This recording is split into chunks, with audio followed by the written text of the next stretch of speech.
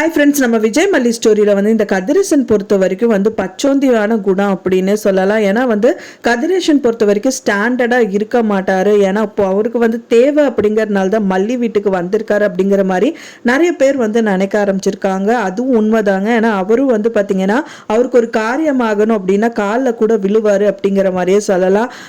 ஆனால் இப்போ கதிரேசன் கிட்ட காரியம் ஆகணும்னு சொல்லிட்டு 3 ஜீவன்கள் அலைஞ்சிட்டு இருக்கு அப்படின்னு சொல்லலாம். ஒன்று வந்து அவங்களோட பொண்ணா நடிச்சிட்டு இருக்க ரேணுகா அக்கா, இப்போ வந்து பார்த்தீங்கன்னா சுடரா இருக்காங்க அவங்க. அண்ட் தென் வந்து அவங்களோட 2வது பொண்ணான நிஷா, அப்புறம் 3வது வந்து ராஜி அப்படின்னு சொல்லலாம்.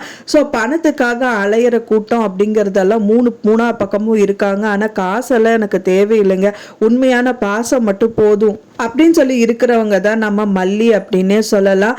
ஆனால் மல்லிக்கு வந்து பார்த்தீங்கன்னா அப்போ வந்து இப்போ வரைக்குமே அவங்க அப்பா பற்றி நான் மனசளவில் நினச்சாலும் வெளியில காட்டாமல் இருந்தாங்க. ஆனால் வெளியில் காட்டுற மாதிரி இந்த கதிரேசன் வந்து பார்த்தீங்கன்னா என் அப்பான்னு கூப்பிடு, என் அப்பாவா நினச்சிக்கோன்னு சொல்லும் போது அவங்களும் அப்பாவாகவே அவங்கள வந்து கருத ஆரம்பிக்கிறாங்க, சொல்லவும் ஆரம்பிக்கிறாங்க.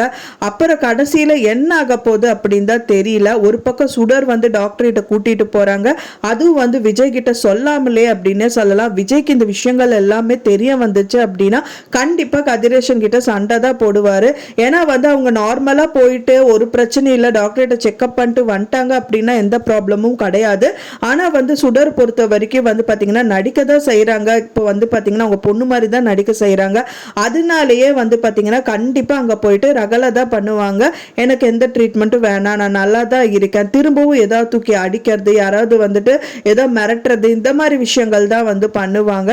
ஸோ அதை வந்து கண்டிப்பாக வந்து அப்போ வந்து கண்டிப்பாக இவர்கிட்ட அதாவது விஜய் கிட்ட இந்த விஷயங்கள் எல்லாம் சொல்லி தான் ஆகணும். ஏதாவது சொல்ல ஆரம்பிச்சாங்க அப்படின்னா விஜய் சும்மாவே இருக்க மாட்டாரு. கண்டிப்பாக கதிரேசனை பிடிச்சி திட்ட தான் செய்வாரு.